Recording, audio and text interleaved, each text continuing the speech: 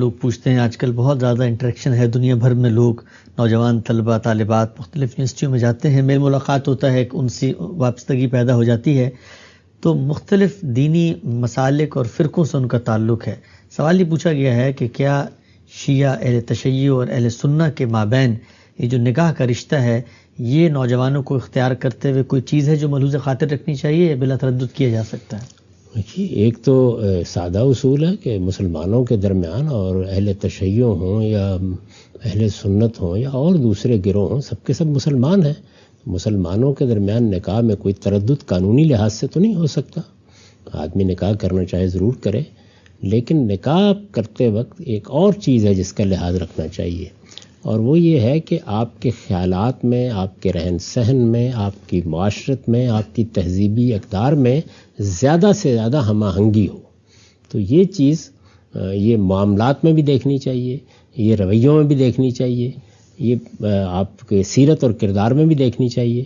اس میں ظاہر ہے کہ مذہبی خیالات بھی بڑی اہمیت رکھتے ہیں، کیونکہ کل بچے پیدا ہونے ہیں، تو کسی نہ کسی طریقے سے ان کو ماں باپ ہی سے ابتدائی تربیت ملنی ہے، اس میں کوئی مناقشے کی صورت نہ پیدا ہو جائے، اس میں باہمی اختلافات نہ درائیں، اس میں بچے اس صورتحال سے دوچار نہ ہو جائیں کہ ابا میاں ایک طرف کھینچ رہے ہیں اور اماں جان کسی دوسری طرف کھینچ رہی ہیں، تو اس کشمکش کے ساتھ گھر نہیں بن سکتا۔ تو اس پہلو سے تو احتیاط کرنی چاہیے، ورنہ قانونی لحاظ سے کوئی اس میں حرج کی بات نہیں۔ لیکن کچھ لوگ ہیں وہ کہتے ہیں کہ ہم تو بہت پروگریسو معاشرے میں رہتے ہیں، ہم بچوں پہ ہی چھوڑ دیں گے، جیسے وہ چاہیں وہ عمل کریں اور ہم لوگ اپنے اپنے طریقے پہ رہیں گے۔ باقی چیزیں بچوں پر چھوڑ دیں،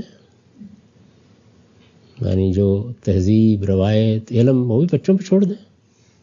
ایسا نہیں ہو سکتا۔ پہلے 12 سال بچے کو والدین اپنا علم، اپنی میراث، اپنی تاریخ، اپنی روایات منتقل کرتے ہیں۔ اس کے بعد بچوں پہ چھوڑنے کا مرحلہ آتا ہے جب وہ باشعور ہو جاتے ہیں، چیزوں کا تجزیہ کر لیتے ہیں۔ بچے پر کوئی چیز ٹھونسنی نہیں چاہیے، لیکن ابتدا میں تو آپ ہی سکھائیں گے نا، بولنا سکھائیں گے، بات کرنا سکھائیں گے، زبان سکھائیں گے، محاورے سکھائیں گے، کس موقع پر کیا رویہ اختیار کرنا ہے سکھائیں گے۔ بچوں پر چھوڑ دیں گے کہ آپ گھر میں مہمان آیا ہے تو چاہے تو اس کو سلام کریں اور چاہے تو پیپر اٹھا کے اس کی پیشانی پر مار دیں۔ تو یہ سب سکھانا پڑے گا نا بچوں کو بھائی۔ تو اس لیے بچوں کو تو پہلے مرحلے میں والدین تعلیم دیتے ہیں، معاشرہ تعلیم دیتا ہے۔ پہلے 12 سال کی تعلیم، تربیت یہ بچوں پر نہیں چھوڑی جا سکتی۔